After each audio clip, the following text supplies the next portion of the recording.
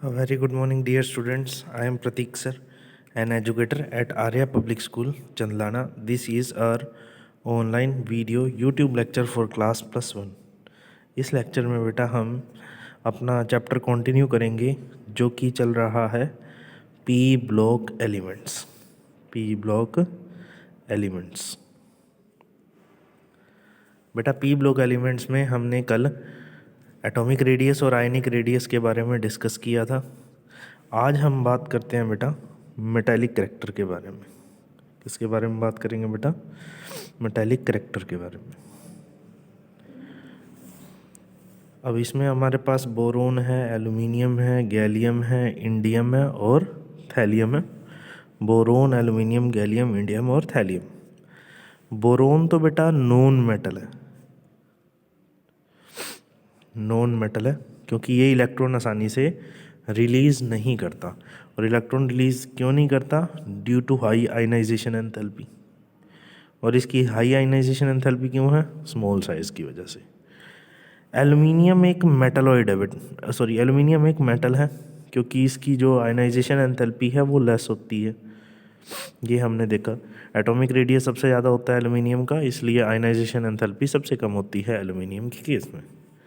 बाकी जो gallium, indium और थैलियम है बेटा, ये मेटलॉइड्स हैं। ये मेटल और नॉन मेटल प्रॉपर्टी दोनों शो करते हैं। तो हमें याद रखना चाहिए बोरोन की जो आयनाइजेशन एंथैल्पी है वो बेटा ज़्यादा है, जिसकी वजह से इलेक्ट्रॉन आसानी से बाहर नहीं निकल पाते, जिसकी वजह से ये मेटालिक करैक्टर शो नहीं करता, उसके बाद हम बात करते हैं बेटा मेल्टिंग पॉइंट और बॉइलिंग पॉइंट की। किसकी बात करते हैं बेटा? मेल्टिंग पॉइंट की और बॉइलिंग पॉइंट की। सबसे पहले अगर मैं बात करूं बॉइलिंग पॉइंट की, तो हमारे पास बोरोन, एल्युमिनियम, गैलियम, इंडियम और थैलियम है। इसके अंदर डाउन द ग्रुप जाते जाते बेटा बॉइलिंग पॉइंट जो है डिक्रीज करता जाता है। बॉइलिंग पॉइंट जो है वो डिक्रीज करता है। सबसे कम बॉइलिंग पॉइंट किसका होगा? थैलियम का। और रीज़न क्या है इसके पीछे बॉइलिंग पॉइंट डिक्रीज़ क्यों कर रहा है?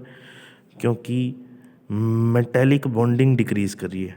डिक्रीज़ इन मेटेलिक बॉन्डिंग। साइज़ बढ़ने से बेटा मेटेलिक बॉन्डिंग जो है वो वीक हो जाती है। नीचे जाते जाते एटॉमिक साइज़ बढ़ रहा है, जिसकी वजह से मेटेलिक बॉन्डिंग क्या हो रही है बेटा? वीक हो रही है। इस वजह से मेल्टिंग पॉइंट और बॉइलिंग पॉइंट भी क्या हो रहा है बेटा? लगातार कम हो रहा है। उसके बाद अगर मैं मेल्टिंग पॉइंट की बात करूं, किसकी बात करूं बेटा? मेल्टिंग पॉइंट की, तो आपका यही है boron, aluminium, gallium, indium, thallium. ये आपके मेटल्स हैं। अब मेल्टिंग पॉइंट की अगर मैं बात करूं तो मेल्टिंग पॉइंट जो है बोरोन से लेके गैलियम तक लगातार डिक्रीज़ करता है, और फिर गैलियम से लेके थैलियम तक लगातार इंक्रीज़ करता है। यानी बोरोन से कम किसका है? एल्युमिनियम का। एल्युमिनियम से कम है गैलियम का। गैलियम से ज़्यादा इंडियम का और इंडियम से ज़्यादा थैलियम का। तो ऐसा क्यों हो रहा है? बोरोन का सबसे ज़्यादा मेल्टिंग पॉइंट क्यों है? बोरोन का चलो जैसे भी है, यहाँ पर जितना ज़्यादा क्लोज पैक स्ट्रक्चर होगा उतना ज़्यादा मेल्टिंग पॉइंट होगा। तो सबसे ज़्यादा क्लोज पैक स्ट्रक्चर किसका होगा? इंडियम और थैलियम का। इंडियम का और थैलियम का सबसे ज़्यादा closed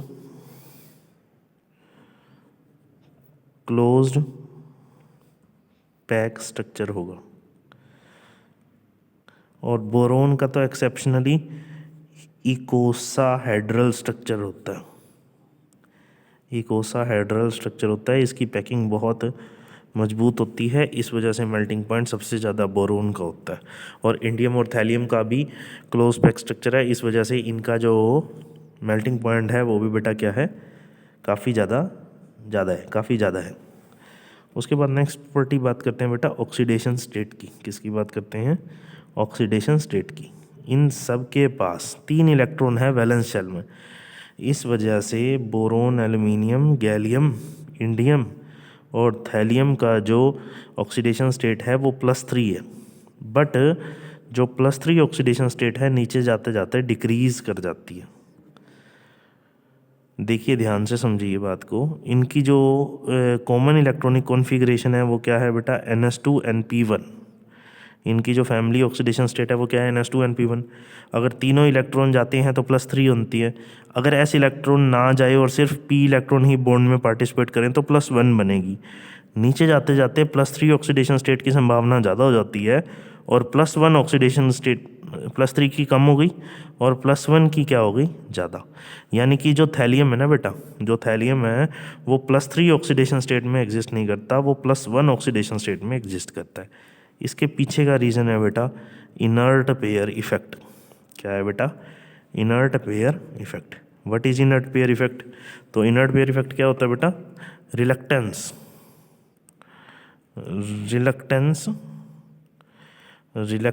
of s block, sorry s orbital, reluctance of s orbital electrons to participate in bond formation, to participate in bond formation.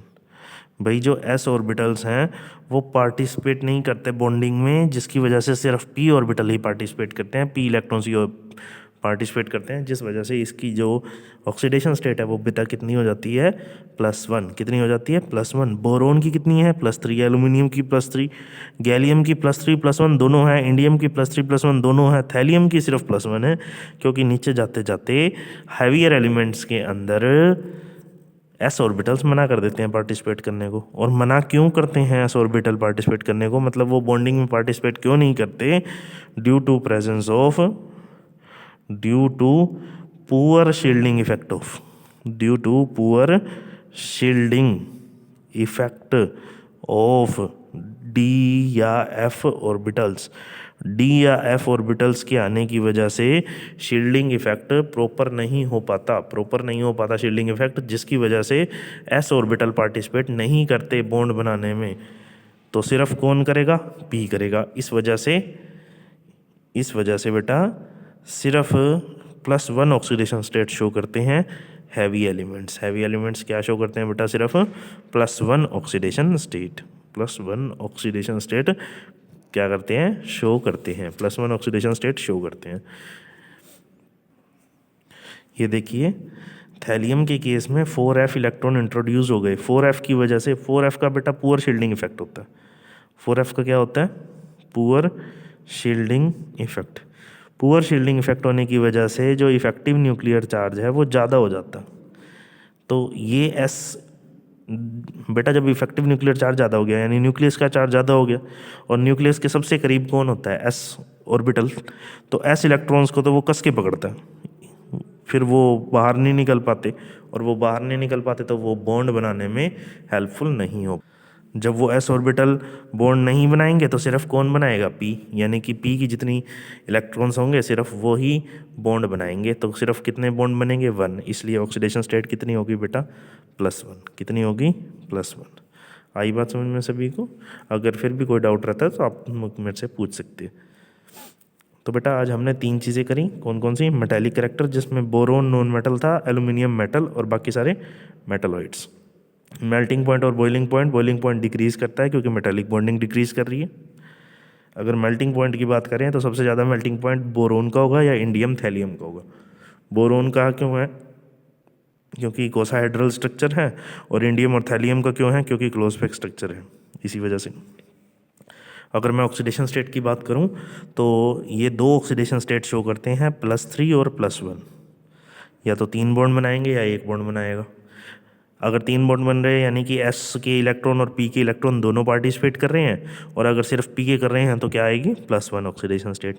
नीचे जाते जाते सिर्फ +1 ऑक्सीडेशन स्टेट शो करते हैं, +3 नहीं करते, क्योंकि s इलेक्ट्रॉन पार्टिसिपेट नहीं कर रहा। ये पार्टिसिपेट ना करने को कहते हैं इनर्ट पेयर इफेक्ट। इसकी डेफिनेशन क्या होगी बेटा, reluctance of s orbital electrons to participate in bond formation is called inert pair effect. और ये होता क्यों है, क्योंकि बीच में d और f ऑर्बिटल आ जाते हैं जिनकी शील्डिंग इफेक्ट कम है और न्यूक्लियर चार्ज ज़्यादा होता है। अब न्यूक्लियर चार्ज ज़्यादा होने की वजह से एस ऑर्बिटल्स जो हैं क्लोजली न्यूक्लियस की तरफ अट्रैक्ट होते हैं, जिसकी वजह से एस ऑर्बिटल इलेक्ट्रॉन्स नहीं दे पाते, बॉन्डिंग में हेल्पफुल नहीं हो पाते, जिसकी वजह से सिर्फ कौन होता है बॉन्डिंग में पार्टिसिपेट करता है, पी। इसी को हम क्या कहते हैं बेटा, इनर्ट पेयर इफेक्ट। सो बेटा this is all about this lecture, we will discuss further in our next lecture. Till then stay at home, study well, take care.